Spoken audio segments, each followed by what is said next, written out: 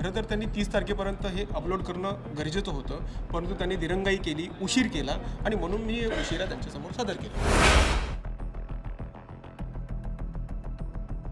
प्रमुख अधिकारी असतात बरोबर. आणि ते अधिकारी जर त्यांची जबाबदारी जर पूर्णपणे व्यवस्थित पाडत नसतील तर मला असं वाटतं की ह्याच्यामध्ये गौड बंगाल आहे, ह्याच्यामध्ये हे जाणून बुजून केलं जातं असं माझं स्पष्ट आरोप आहे. तर लोकशाही खरं तर धोक्यामध्ये आहे आणि माझा तर स्पष्ट आरोप आहे की आरो जे आहेत रिटर्निंग ऑफिसर हे विकले गेले तर नाहीत ना. तर माझी मागणी आहेत की जे 137 जे कॅन्डिडेट म्हटलं आहेत हे डिस्क्वालिफाईड झाले पाहिजेत आणि ह्याच्यामध्ये हलगर्जीपणा करणारे जे आरो आहेत ते सस्पेंड झाले पाहिजेत. वसई विरार में चुनाव एकदम से नज़दीक आ चुके हैं। 15 तारीख की तारीख है और चुनाव प्रक्रिया होनी है। इस दौरान एक बेहद ही संजीदगी, बहुत ही सीरियस मामला सामने आया है। अब इस मामले में क्या कुछ है हम आगे आपको मिलवाते हैं। हमारे साथ हैं एडवोकेट प्रवीण पाटिल साहब। लेकिन अब इंट्रोडक्शन में मैं बता दूं जानकारी क्या है। कुछ ऐसा है कि निवडणूक आयोग यानी चुनाव प्रक्रिया के दौरान इलेक्शन कमीशन ऑफ इंडिया की कार्यप्रणाली पर सवाल खड़े किए हैं प्रवीण पाटिल ने और उनके पास कुछ डेटा है, आंकड़ा है। उनका दावा है कि अगर इस पर कानूनन, नियमक और संवैधानिक तरीके से चला जाए तो निश्चित तौर पे 150 के आसपास जो उम्मीदवार हैं वो इनवैलिड हो जाएंगे, यानी चुनाव प्रक्रिया से वो बाहर हो सकते हैं। इतना गंभीर दावा 3-4 दिन चुनाव होने को है, इस दौरान उन्होंने किया है। तो प्रवीण सर, पहले तो मैं ये जानना चाहूँगा कि ये जो आपने किया है, ये आप एक एडवोकेट हैं, एक जिम्मेदार व्यक्ति हैं और ये पूरी जनता में ये बातें जाएंगी और जा रही हैं और आप जो सवाल कर रहे हैं बेहद जिम्मेदारी से आपको इस पे आना है। मेट्रो सिटी समाचार के लाखों दर्शक आपको देखेंगे और ये जानेंगे कि आप जो बोल रहे हैं वो सही है। बिल्कुल सर. सर मैं आपका बेहद धन्यवाद मानता हूँ क्योंकि मराठी आपने बोल, मराठी बोल। सर्वप्रथम तुम्ही ह्या बातमीला जी प्रसिद्धी दिली त्याबद्दल मी मेट्रो सिटी समाचारचे खरंच धन्यवाद किंवा आभार व्यक्त करतोय. सर्वप्रथम मी तुम्हाला सांगू इच्छितोय की वसई विरार महानगरपालिका जी आता होऊ घातली म्हटलं आहे, सो त्याच्यात नामनिर्देशन पत्र सादर करताना बऱ्याचशा उमेदवारांनी म्हणजे 137 उमेदवारांनी जो शपथपत्र त्यांचं नामनिर्देशन पत्र सादर केलं, शपथपत्राच्या जोडीला जे पडताळणी असते किंवा ज्याला आपण म्हणतोय की डिक्लेरेशन असतं, तपासणी, त्याचं पडताळणी. अविभाज्य अंग असतं. त्याच्याशिवाय तुमचं नामनिर्देशन पत्र जे आहे किंवा तुमचं प्रतिज्ञापत्र आहे हे पूर्ण होऊ शकत नाही. सो त्याच्यामध्ये त्यांच्या सह्या नाही आहेत.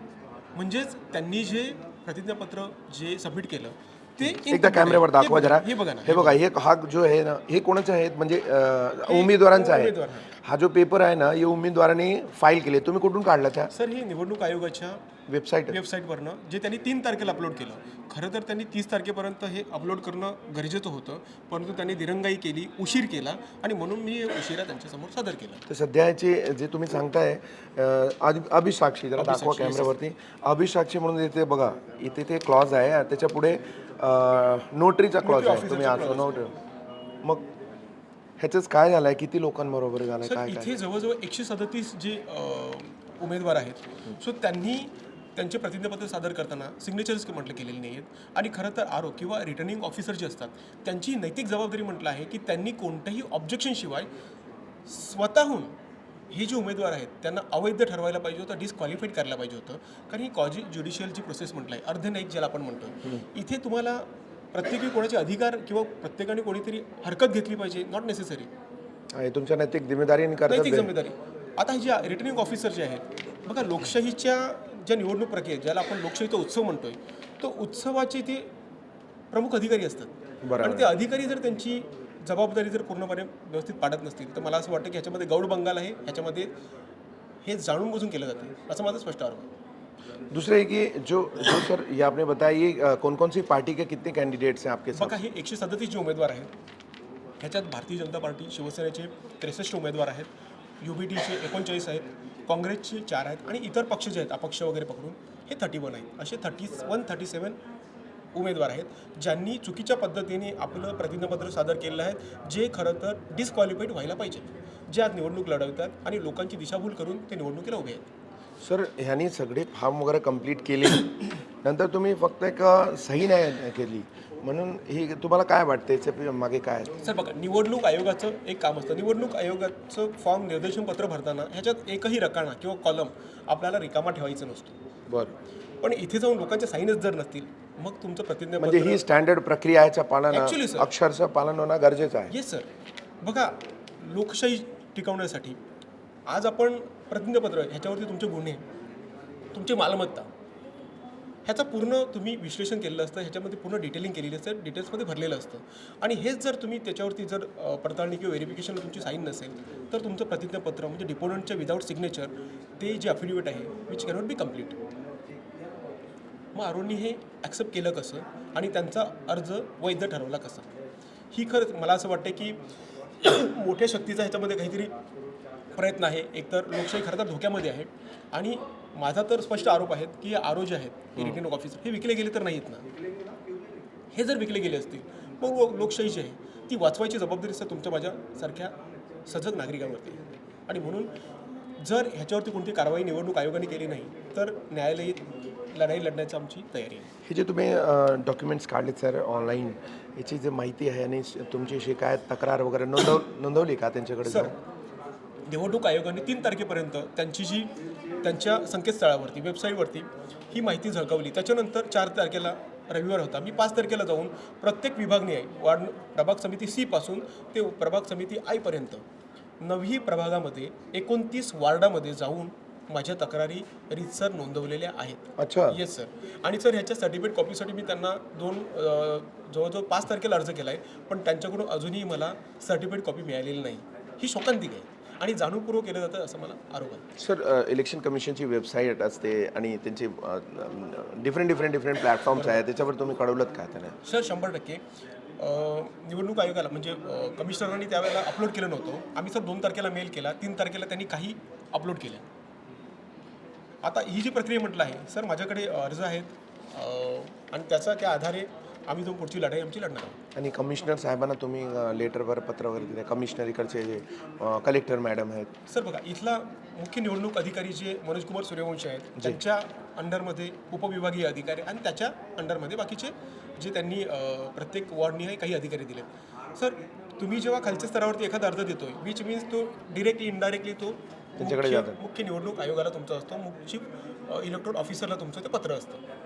सो तुम्ही प्रत्येकाला वेगळं पत्र देण्याची गरज नसते. पाटील साहेब आपली मागणी काय आहे त्याच्या? सर माझी मागणी आहेत की जे 137 जे कॅन्डिडेट म्हटलं आहेत हे डिस्क्वालिफाईड झाले पाहिजेत आणि ह्याच्यामध्ये हलगर्जीपणा करणारे जे आरो आहेत ते सस्पेंड झाले पाहिजेत, त्यांच्यावर कारवाई झाली पाहिजे.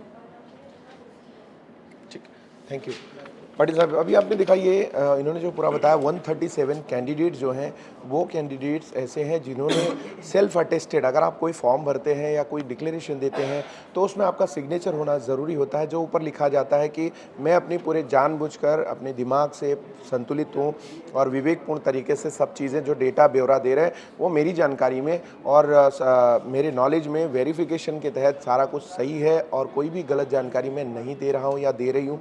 इस तरीके का एक फॉर्म एफिडेविट चुनाव आयोग की तरफ से दिया जाता है और उसमें ये मांगा जाता है, उसमें एफिडेविट करके देना होता है, शपथ पत्र जिसको बोलते हैं, कोर्ट फीस भरते हुए. तो इस प्रक्रिया के दौरान उसमें कैंडिडेट जो हैं वो सारे शपथ पत्र देते हैं और उसमें सिग्नेचर करते हैं, फिर उसको बिफोर भी नोटरी होती है और वही किया जाता है कि आपने दिया और उसको सामने एक बिफोर भी नोटरी अधिकारी जो हैं वो केंद्र सरकार से उनको मान्यता होती है और उनको अधिकारी माना जाता है, एक तरह न्यायिक प्रक्रिया के बहुत प्रमुख पार्ट हैं, उनके तहत ये वेरीफाई किया जाता है. जबकि उस पर कई पे उनके स्टैम्प सिग्नेचर हैं और उसमें जो अभिसाक्षी यानी जो डिक्लेरेशन जो दे रहा है वो डिक्लेरेशन करने वाले का यानी कैंडिडेट का सिग्नेचर नहीं है, जिस पे स्क्रूटनी में इतनी बड़ी चूक कैसे हो सकती है, ये पाटिल साहब ने ये सवाल किया है. तो अब ये है कि अब ये सारा जो कुछ मामला है ये अभी चुनाव आयोग के पाले में जाता है. उसके बाद अगर पाटिल साहब एक आखिरी सवाल, अगर ये सब नहीं हुआ, अगर यानी कार्रवाई वगैरह नहीं केली तर तुमच्या पुढचा पाऊल काय? सर नक्कीच बघा जर निवडणूक आयोगाने जर ह्याची जर कारवाई केली तर नक्कीच त्याची आम्ही स्तुती करू.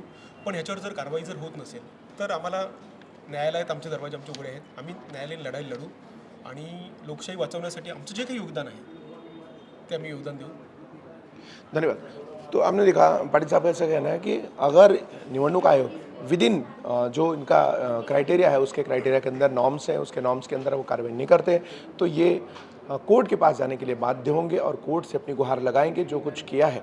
क्योंकि आपने देखा मैंने भी कुछ चीज़ें आपको खबरों में बताया था कि जब खबरें हम चला रहे थे तो कुछ लोग वहाँ पे हंगामा कर रहे थे और कह रहे थे कि हमारा जो है फॉर्म रिजेक्ट किया गया है. तो बेशक जो फॉर्म रिजेक्शन होता है ये माना जाता है कि जो स्क्रूटनी होती है स्क्रूटनी के तहत उनका फॉर्म रिजेक्ट हुआ है क्योंकि इनकम्प्लीट हुआ होगा इस तरीके का. हालांकि कि वहाँ पे एक बंदा भी था, ये जो जिसने ये भी प्रिंस उपाध्याय, उन्होंने भाई बोला कि भाई मेरा कल तक नाम था, आज उनका रिजेक्ट किया गया।